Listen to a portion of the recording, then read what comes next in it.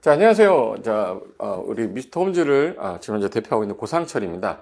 자, 여러분하고 이제 처음 이 자리에서 실무적인 부분을 이제 설명을 드리려고 하는데, 이 기존에 이제 창업이라는 걸 할 때 우리가 고민 되게 많이 하는 게 있어요. 저한테 질문이 제일 많이 들어오는 것 중에 하나가 어떤 질문이 첫 번째로 많이 들어오냐면, 선생님, 제가 지금 바로 자격증을 땄는데 창업을 바로 하는 게 좋겠습니까? 아니면 어떤 실무 관련된 공부를 좀 하고 창업을 하는 게 좋겠습니까? 뭐 이런 질문도 많이 들어오고요. 그리고 이런 것도 있어요. 내가 바로 중개사무소를 인수해서 바로 중개사무소 창업하는 것도 괜찮겠는지, 아니면 최근에는 프랜차이즈 업체들도 많이 생겨서 프랜차이즈로 내가 가입을 해서 거기서 같이 내가 중개업을 하는 게 맞는지, 이런 질문들이 되게 많이 나오고 하기 때문에 그 전에 여러분이 판단을 하는 데 있어서 좀 도움이 되는 시간이 됐으면 해서 마련한 강의고요.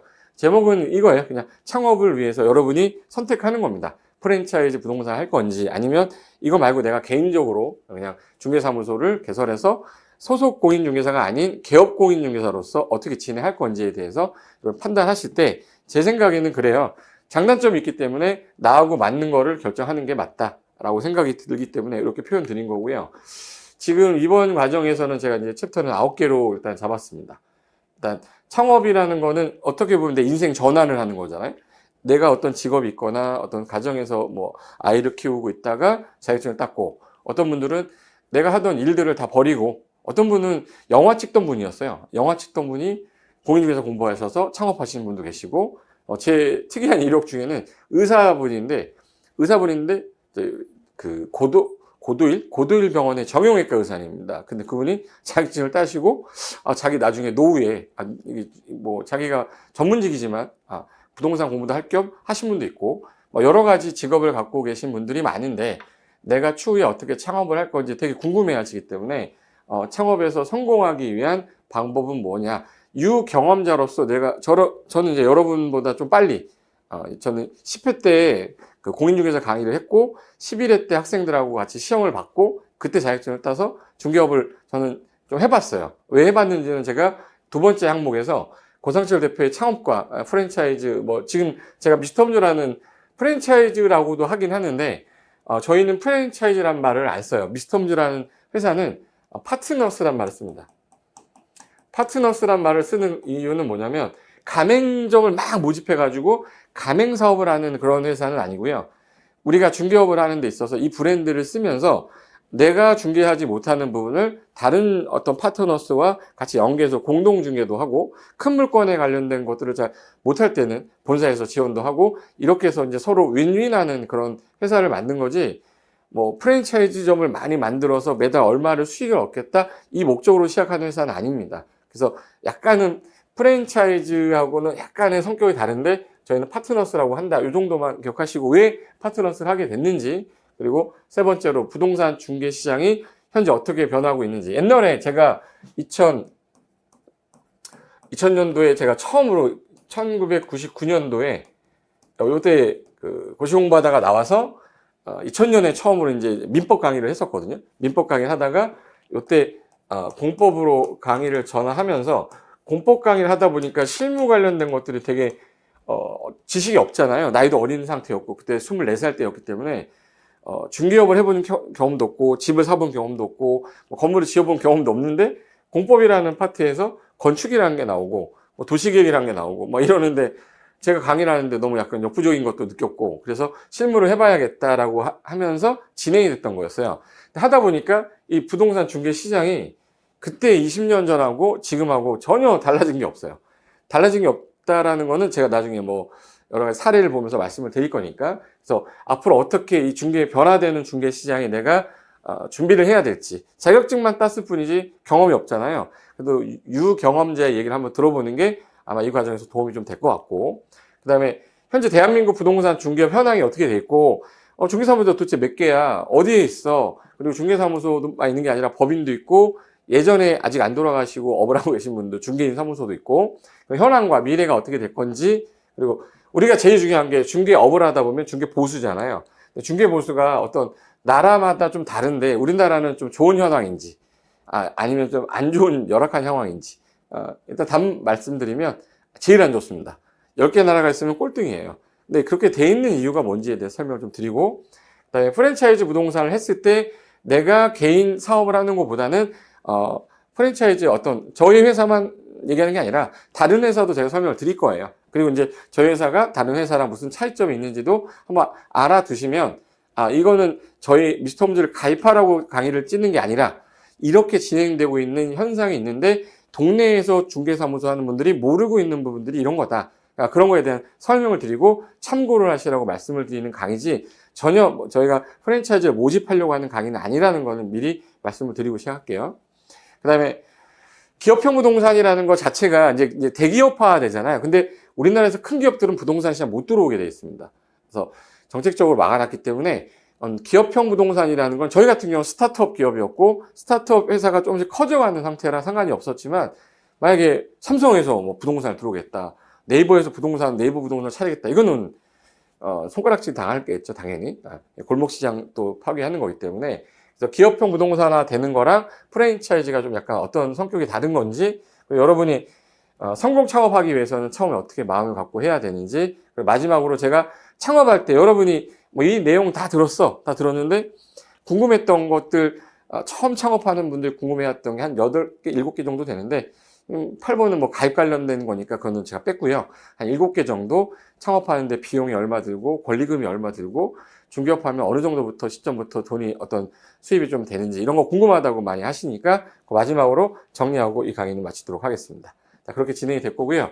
여기는 저희 이제 회사 파트너스인데 제가 이제 이 미스터홈즈 하면서 좀 지역적으로 좀 먼 곳이었는데 강원도 원주입니다. 원주점인데 제가 기존에 강의하던 수강생 제자분이었고 되게 적극적으로 하고자 했던 분이었었어요. 그래서 이분이 원주에 미스터홈즈 부동산이라고 해서 이렇게 간판을 쓰는 거죠. 예를 들어서 부동산 114라고 예전에 있었고 스피드뱅크 있었고 뭐 요즘 많잖아요. 그런 것처럼 저희 회사도 미스터홈즈라는 부동산 그 간판을 쓰고 업을 하면서 중간에 어떤 네트워크를 가져가면서 하는 어떤 중개업 파트너스가 되신 건데 저희가 가장 대표적인 이제 인테리어가 바깥의 부분이 이런 거예요. 저희는 무조건 실내와 실력으로 어떤 중개를 하는 전문 중개사다라는 거를 어필하기 위해서 깔끔한 거 그렇게 해서 이제 했던 거고 이분은 이제 제가 그 사진을 항상 넣어라. 왜 그러냐면 내 얼굴을 걸고 하는 업이면 부끄러운 행동을 하지 않기 때문에 얼굴 거시라고. 제가 명함에도 얼굴 넣으시라고 하거든요. 근데 그 자존심이라는 거를 좀 약간 내가 좀 중개업이라는 시장이 아직 안 해보신 분은 모르겠지만 하신 분들은 되게 외로운 직업이고요. 외롭다라는 거는 모든 책임은 중개업을 하는 기업 공인중개사가 다 갖고 가는 거예요. 내가 실수했을 때 책임도 내가 하는 거고 근데 내가 잘 된다고 해서 옆 사람한테 어떤 좀 자랑질이라고 하죠. 그런 거 하게 되면 손가락질을 또 받을 수 있어요. 근데 그런 부분이 이제 좀 약간 되게 외로운 직업인데 외롭지 않게 하기 위해서 이제 파트너스에 가입하셨다 얘기하시면서 제가 그때 갔을 때 방문했을 때 찍었던 사진입니다. 자, 그러면 이제 첫 번째 설명드릴 거는 이겁니다.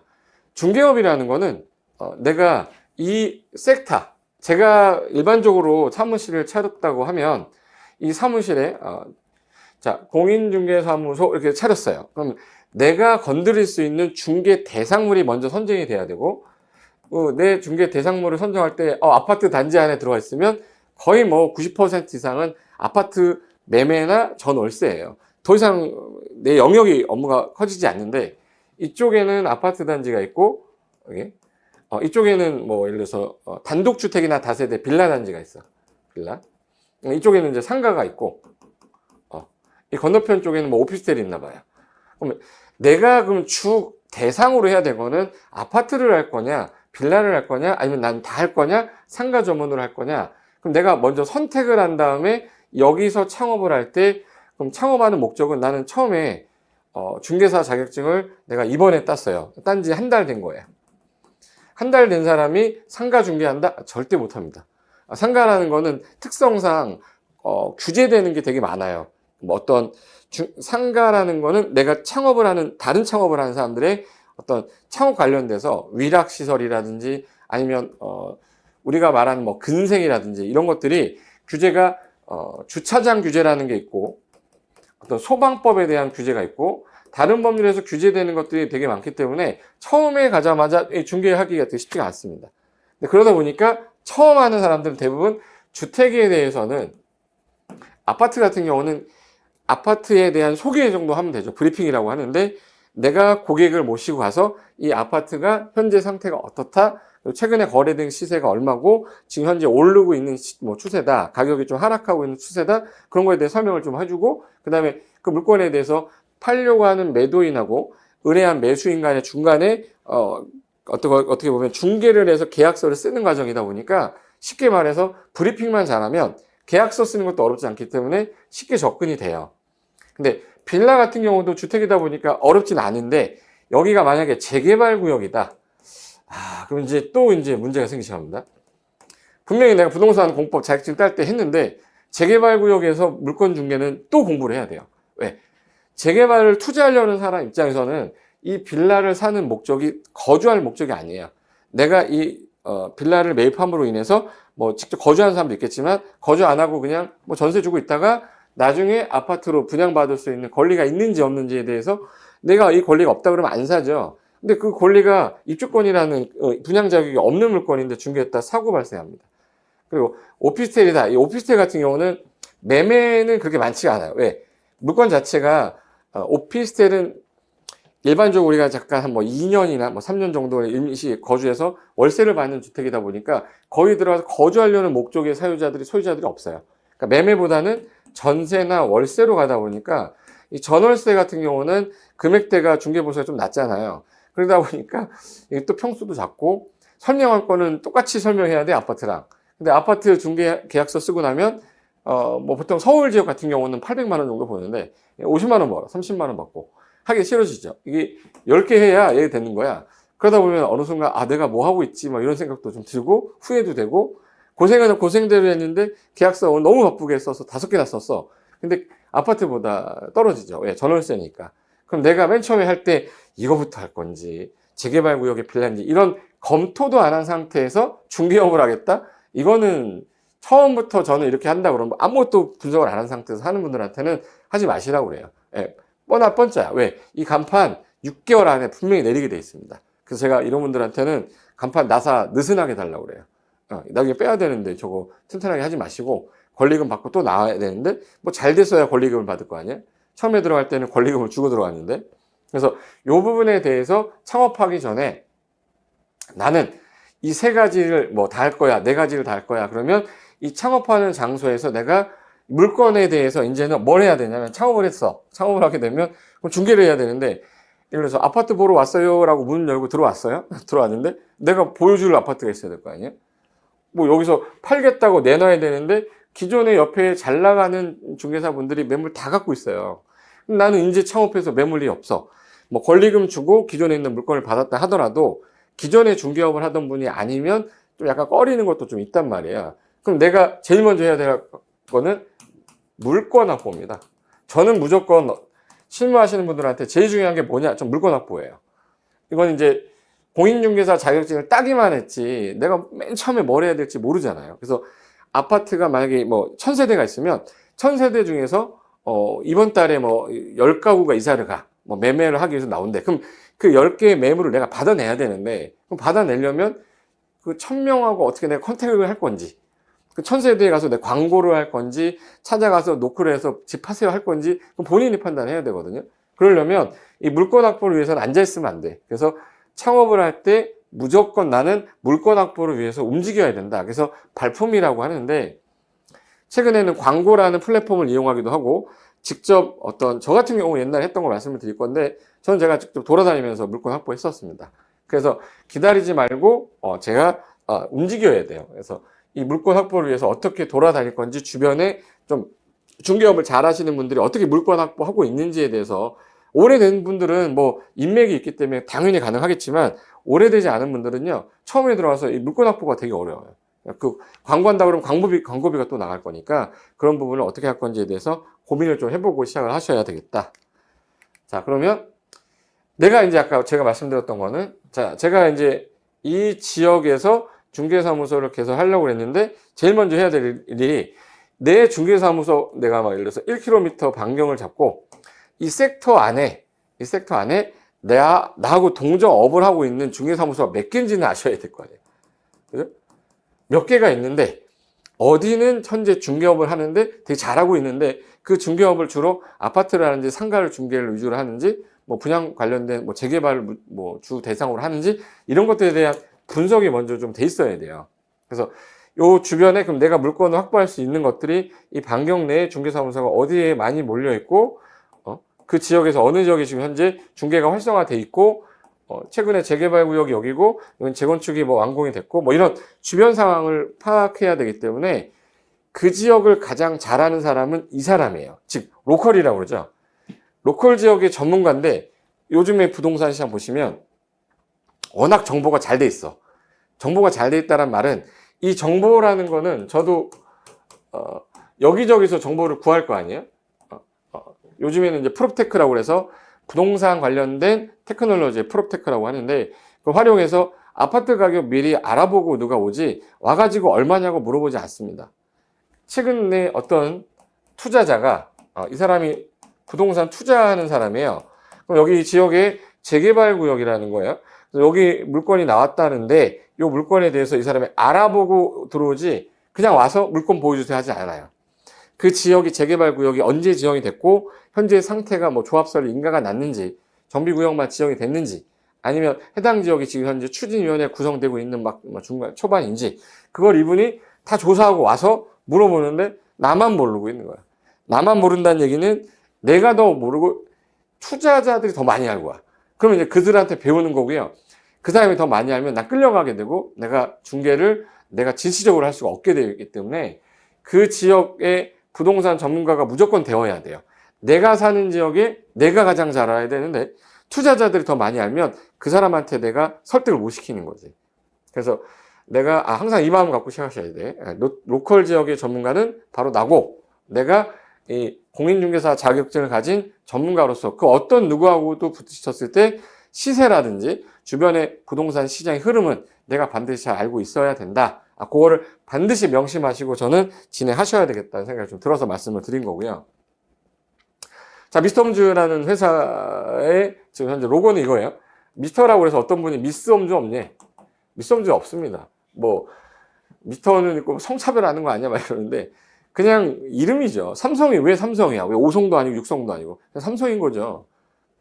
왜 삼성? 별 10개라고 하면 더 좋았을 텐데. 그거는 그냥 삼성이라는 브랜드인 거잖아. 여기도 마찬가지로 미스터 홈즈라고 해서 홈즈라는 명칭을 맨 처음에 쓰면서 전문성이 있는 걸 나타내서 전문직을 일하는 사람을 표현하다 보니까 그때 당시에 넥타이맨 정장 어떤 남자를 생각을 했죠. 그러다 보니까 미스터가 된 거고 그래서 여기 넥타이 모양이 들어간 거고 집 안에 이렇게 들어간 거예요. 그래서 미스터 홈즈라는 이 로고를 왜 썼냐면 브랜드라는 거는 이런 거예요.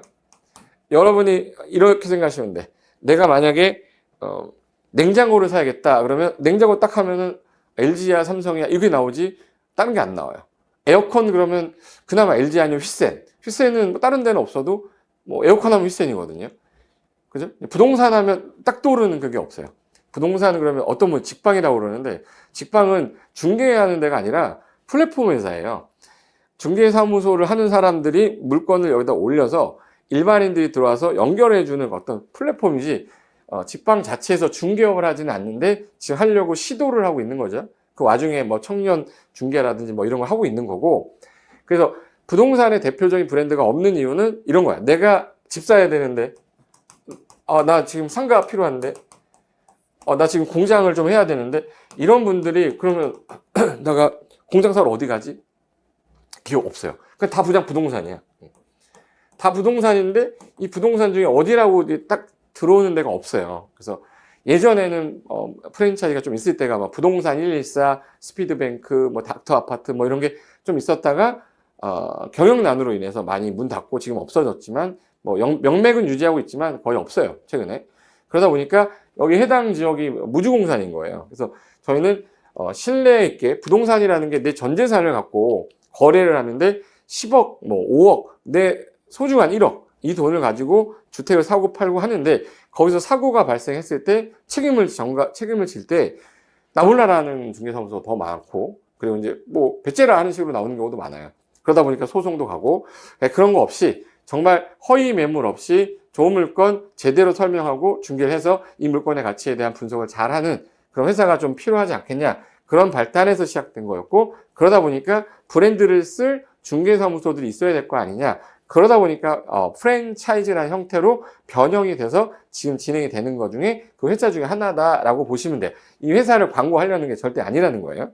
말하다 보니까 자꾸 광고되는 것 같아서 조금 그런데, 자, 제가 처음 창업하시는 분들한테 이 말을 꼭 드리는 이유가 뭐냐면, 내가 창업해서 딱 그 개업식을 딱 하고 나면 바로 계약서 쓰는 줄 아는데 절대 그렇지 않습니다.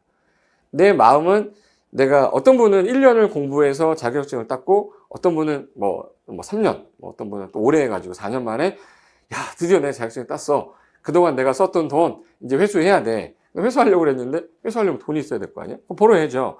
그러니까 문 열면 돈 바로 벌 줄 알았는데, 이게 한 달 동안 거래가 없네. 부동산 현장 시장이 안 좋아서 현재 거래가 많이 없고 떨어지고 있어. 그런 상황에서 내가 지금 창업을 했는데, 한 달 갔어요. 한 달 날렸어. 2달째 되면 이제 고개가 항상 이렇게 돼 있습니다. 내가 괜히 했다. 자격증 괜히 땄다. 막 이러는데, 서둘지 마시라는 겁니다. 서둘게 되면 서툴어지고요. 그 서툴었으면 거기서 틀어진다는 건 실수가 발생해. 그래서 어떻게든 사고를 치려고 하고, 사고를 친다는 얘기는 정당한 중개가 아니라 사기가 되는 거고요. 허위 매물이 나오게 되고, 어떻게든 내가 뭔가 어떤 법정 아닌 비법정으로 어떤 행위를 하게 되기 때문에 절대 그러지 마시라는 거예요. 내가 느린 거지 늦는 사람은 아닌 거야. 시간이 지나면 어느 정도 자리를 다 잡게 돼 있는데, 그 짧은 시간을 못 견디기 때문에 저는 무조건 6개월 정도는 내가 거래를 못 하더라도 운영할 수 있는 자금이 없으면 조금 고민해 보세요 라고 말씀을 드린 이유가, 중간에 3개월 하다가 문 닫는 분들 너무 많습니다. 그런 분들이 나오지 않기를, 발생하기를 좀 원하기 때문에 말씀을 드린 거고요. 자, 일단 제가 말씀을 드린 것 중에서 창업에 성공하기 위한 방법은 뭐냐, 요거 간략하게 설명드리면서 제가 마무리를 하겠습니다. 자, 창업을 할 때 전 3가지 보고 있어요. 창업이라는 건 부동산 창업을 말하는 건데, 중개사무소에서 내가 딱 앉아있을 때 여러분이 느끼는 건 그런 거예요. 제가 중개사무소 이렇게 사무실에 앉아있다 상상해 보시는 거야. 야, 나 자격증도 땄고 내 이름 걸고 여기다가 중개사무소라고 지금 현재 했어. 홈즈사무소 했어. 광고는 조금씩 해야죠. 네. 근데 내가 사무실을 딱 열었는데 자신감이 없는 거야. 문 열고 누가 딱 들어와요. 문 열고 딱 들어올 때 이제 딱 눈을 마주치면, 나는 진짜 열심히 한번 해보려고 그랬는데 좀 어쩔 줄을 몰라요. 처음에 이 사람한테 말을 잘못해서 나가면 어떡하지, 저 사람이 뭘 원하는 거지. 그럼 이제 자유롭게, 이제 좀 약간 자연스럽게 대화로 시작을 해야 되는데, 자신감이 떨어지면 사람 눈을 못 보게 되어 있습니다. 그럼 눈을 못 보고 딴 데를 본다는 얘기는 이 사람이 제대로 모른다는 얘기고, 내 실력이 되게 없다라고 느껴져요.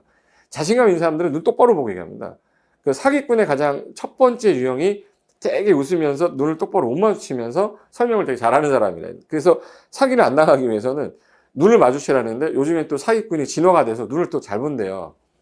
잘 보고 이렇게 한대. 그렇지만 그래도 어느 정도 자신감이 있어 보여야, 사기꾼이라는, 맨 처음부터 사기꾼이라는 생각은 안 하겠죠. 그래서 내가 아직까지 자격증을 딴 지 얼마 안 됐지만, 경력이 6개월밖에 안 됐지만, 자신감이 있다라는 거는 그 눈을 보고 이 사람이 원하는 걸 빨리 끌어내야 돼요.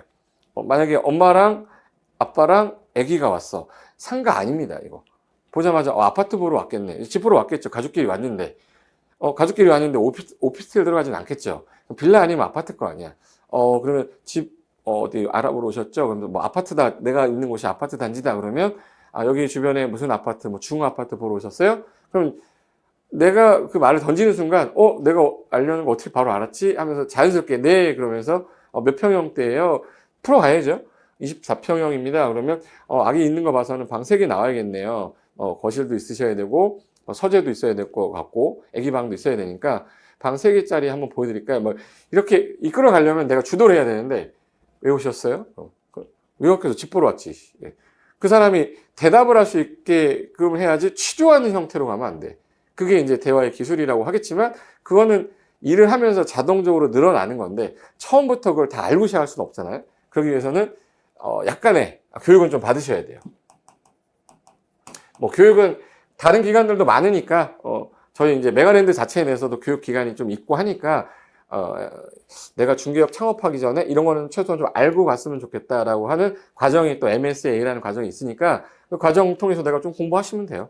자신감도 또 키우고 나랑 같이 공부한 동기들 창업한다고 하면 가서 보고 그런 걸 하기 위해서 교육 과정이 있는 거니까. 그 다음에 꾸준함. 저가 중요하다고 생각되는 것 중에서 자신감도 되게 중요한데 이게 꾸준함이 제가 6개월이라는 시간이라는 것 동안 똑같은 일을 6개월 이상 했는데 안 되면 이 사업 망할 수가 없습니다. 망한 사람 본 적도 없고. 그리고 최근에 제가 그런 거 물어봤어요. 보통 출근 몇 시 하세요? 창업하신 분들한테 보면 자기가 9시에 출근해서 7시까지 있겠대. 저는 창업했을 때 만약에 내가 갖고 있는 사무실인데 우리가 일반 회사를 다닌 거면 뭐 9시에서 6시 일하는 게 당연하겠지만 저는 제 사무실이었기 때문에 저는 그냥 새벽 4시에도 눈 뜨면 그냥 갔어요. 갔다가 강의하러 다시 또 8시에 집에 와서 씻고 다시 가고 막 이랬는데 사무실을 집처럼 생각하고 저는 있었는데 그냥 직장인인 거야. 내 문 열었으니까 9시에 땡 문 열고 앉아있다가 6시 정도 됐는데 손님이 아무도 안 오네. 클라이언트 없으면 에이 문 닫고 가야지. 이런 형태로 가면 안 되고요. 저는 그냥 정해진 시간이 있더라도 꾸준하게 제가 나는 와서 오늘 광고도 올려야 되고 네이버에 광고도 올려야 되고 내가 어느 지역에 임장도 가야 되고 그런 스케줄을 잡아서 조금 더 일찍 나와야 돼요. 7시에서 8시. 저희 지금 제가 혼자 얘기를 하긴 좀 그런데 좀 이따 보여드리겠지만 저희는 제가 디벨로퍼 중개사 되자 그리고 투자하는 중개사가 되자. 그래서 저희 폼즈 파트너스 내에서는요. 우리 파트너스 분들 대상으로 제가 그 줌으로 우리 줌이 있죠. 줌으로 유튜브에서 구글 미팅으로 일주일에 한 번씩 아침 7시부터 9시까지 이제 우리가 이제 공매물건, 경매물건, 그 디벨로퍼 강의하면서 지금 실력 키워가고 있는데 그 처음에 했던 분들이 지금 벌써 한 3개월 지나고 나니까 물건도 본인이 설명하기가 더 편해진 거야. 전문가가 하는 걸 얘기 들어보고 저렇게 얘기하면 되겠구나. 나도 저렇게 투자하면 되겠구나. 그 과정을 하는데 처음에 7시부터 안 되니까 전부 다 가정이 있는 분들은 애를 키워야 되니까 못 오잖아요. 근데 그런 게 없는 분들은 맨 처음에 참여할 때 18명으로 시작했는데 지금 뭐 20명, 30명이 된 이유가 효과가 있으니까. 근데 그런 것들을 저희는 할 수 있는 이유가 뭐냐면 회사에서 지원하는 거기 때문에. 근데 내가 그렇게 안 되면 혼자서라도 7시에서 8시 가서 부동산 관련된 공부를 본인이 하셔야 돼요. 자격증만 땄을 뿐이지 내가 실질적인 실력은 없단 말이야. 그래서 이 부분에 대해서 저는 꾸준하게 한 6개월 동안은 7시에서 8시까지 내가 중개업을 위한 준비를 좀 하시고 실질적인 일은 9시부터 시작하셔가지고 하시면 저는 분명히 성공할 수 있다라고 좀 봐요. 이 두 가지만 일단 갖추면 되는데 이거는 혼자서 하는 중개사무소일 때는 이걸로 돼요. 근데 중개물건을 내가 다 갖고 있는 게 아니지 않습니까? 이 옆에 있는 수많은 10만 개가 되는 중개사무소가 있는데 이 주변에 있는 중개사무소들은요, 내가 창업하는 순간 견놀지로 지나가면서 이러고 봐요. 또 창업했네? 막 이러면서 견제 대상이 되는 거지. 창업했어요. 잘 됐으면 좋겠어. 이런 사람 없습니다. 내가 창업을 하게 되면 다 견제 대상이고 이분들하고 내가 공동중개를 어떻게 할 수 있을까?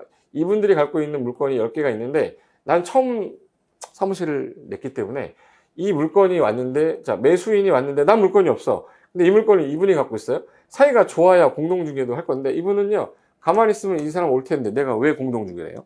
그죠? 혼자서 다 중개보수 내가 받을 수 있는 거를 굳이 50%를 받을 필요는 없다. 그래서 안 해. 기분 안 좋으면 안 봐. 근데 그러다 보니까 이분하고 사이가 안 좋아지거나 이런 경우도 많아요. 중개사무 창업하시면 제가 얼마나 많은 제자들을 받겠습니까? 떡 주러 왔는데 넣고 왔어요? 이런 분들이 태반입니다. 저 창업했는데요. 앞으로 좀 잘해주세요. 해서 우리 떡 있잖아요. 떡 갖다 드리면 이분들이 하는 말이 놓고 가세요. 저 괜찮아요. 우리 밥 먹었어요. 이러면서 거부하는 사람이 더 많아. 근데 그런 분위기에서 중개업 창업을 기분 좋게 했는데 그런 딱지 맞는 소리를 딱 오고 여기 앉아있으면 이거 내가 괜히 시작했나? 이런 생각 들어. 그러다 보니까 이 직업 자체가 외롭다라고 말씀을 드린 거고 그래서 주변에 나를 도와줄 수 있는 사람이 좀 있으면 도움이 돼서 이 네트워크라는 게 제가 볼 때는 엄청나게 더 중요할 수 있기 때문에 제가 큰 포지션을 잡아놓은 게 네트워크입니다. 포지션이 저는 이것도 두 개도 중요하지만 이제는 시대가 매수 의뢰인이 모든 정보를 더 많이 알고 있는 시장이 됐고 아니면 나랑 똑같은 수준의 정보를 갖고 와 있기 때문에 내가 모르는 정보를 누군가를 통해서 빨리 접해야 되는데 그거를 내가 순발력 있게 혼자서 할 수 있냐? 그게 안 된다는 거지. 시장은 변화되고 있고 부동산 정책은 변화가 되고 있는데 20년 전에 제가 말씀드렸던 제가 20년 전에 강의할 때 그때 창업했던 분들의 사무실을 가나 지금 동네에 있는 사무실 가도 변화된 게 없어요. 창문에 붙어 있는 건 똑같고 사무실에 써 있는 건 똑같고 그리고 중개하는 계약서 똑같고 근데 변화된 게 아무것도 없는데 약간은 변화된 곳이 나타나기 시작하면서 야 저기 갔는데 이렇게 잘해주던데 야 거기는 시스템도 좋고 물건 보기도 되게 편하던데 뭐 가면 거기는 약간 뭐 첨단이던데 이런 느낌이 오면 슬슬 밀려나게 돼 있어요. 근데 그 시장이 아직도 안 온 시장이 중개 시장입니다. 쉽게 말해서 남들이 봤을 때 너도 이렇게 하니까 나도 이렇게 할 거야. 이렇게 하는데 중간에 누군가가 치고 나가면 그 사람을 따라잡을 수는 없어요. 그래서 빨리 치고 나가는 건데 그리고 내가 힘들 때 도와줄 사람들 그리고 같이 공동 중개할 사람들 혼자 하는 게 아니라 네트워크를 갖고 할 수 있는 이런 형태로 진행하는 게 저는 창업하는 데서 가장 중요하다고 생각해서 이 세 가지 일단 자신감이 있어야 된다. 정보가 제가 제일 중요하게 쓰는 단어가 정보가 광고보다 더 중요해요. 그래서 제가 옛날에 책 쓸 때 정보가 광고를 이긴다라고 썼었는데 광고를 해가지고 막 이렇게 하는 것보다요. 내가 정말 좋은 정보를 하나 갖고 있으면 VIP 고객하고 계약서 쓰는 게 더 나아. 왜? 광고라는 걸 했을 때 이 광고로 인해서 모든 게 다 알려지는 건데 정보라는 거 아주 중요한 사항 뭐 분석하는 거 이런 것들에 대한 정확한 정보를 내가 갖고 있으면 광고를 충분히 이길 수 있기 때문에 그러려면 자신감을 갖고 실력을 키우셔야 됩니다. 그리고 네트워크라는 걸 제일 크게 제가 보는 이유는 개인이 중개하던 시장은 옛날에 지나가다가 집 보러 왔어요. 집 보러 왔어. 집 내놓을게요. 이렇게 해서 하던 시장인데 그때는 5만 개, 4만 개밖에 안 되던 중개사무소 시장인데 지금 포화 상태라고 할 정도로 10만 개가 넘었단 말이야. 이제 지나가다가 들어가려고 했더니 사무소가 4개야. 어디 들어가지? 고민이야. 그 중에 저 간판 좀 깨끗한데 여기 할아버지 있네. 여기는 좀 약간 좀 이상한데? 뭐 이런 느낌에서 사람들이 들어갈 수 있는 공간 한계가 있단 말이에요.